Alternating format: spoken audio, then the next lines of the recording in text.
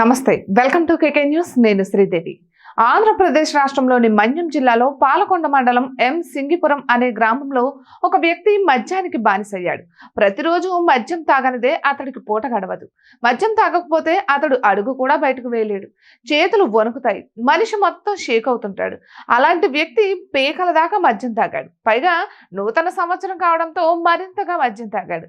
దీంతో అతడి శరీరం వణికిపోవడం మొదలుపెట్టింది. కాళ్ళు తడబడడం ప్రారంభమైంది.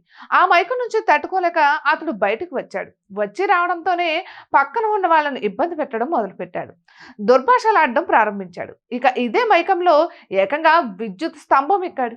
చుట్టుప్రక్కల వాళ్ళు వారించినప్పటికీ అతడు ఒప్పుకోలేదు. అదే మైకంలో అలానే స్తంభం ఎక్కేశాడు. దీంతో వెంటనే స్థానికులు విద్యుత్ అధికారులకు ఫోన్ చేసి సరఫరాను నిలిపివేయించారు. ఇక విద్యుత్ స్తంభం ఎక్కిన అతడు తీగలపై పడుకున్నాడు. అక్కడ చాలా సార్లు తనదైన విన్యాసాలు చేశాడు. ఆ తర్వాత స్థానికులు స్తంభం పైకెక్కి అతడిని కిందికి దింపారు. ఈ దృశ్యాలు సామాజిక మాధ్యమాల్లో విస్తృతంగా హల్చల్ చేస్తున్నాయి. ఈ దృశ్యాలను చూసిన నెటిజన్లు అతడి తీరుపై మండిపడుతున్నారు. ఇక మద్యం తాగడం అనేది ఇటీవల కాలంలో పెరిగిపోయింది. అకేషన్ తో సంబంధం లేకుండా అడ్డగోలుగా తాగడం, ఇలా రోడ్డు మీదకు రావడం పరిపాటిగా మారింది.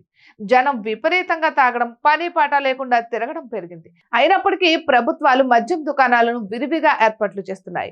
మద్యం మీదనే వ్యాపారాలు కొనసాగిస్తున్నాయి. ఆదాయం వస్తుందనే ఆశతో మద్యాన్ని విపరీతంగా పొంగిస్తున్నాయి. ఇక దీనివల్ల ఎన్నో సంసారాలు నేలకూలుతున్నాయి.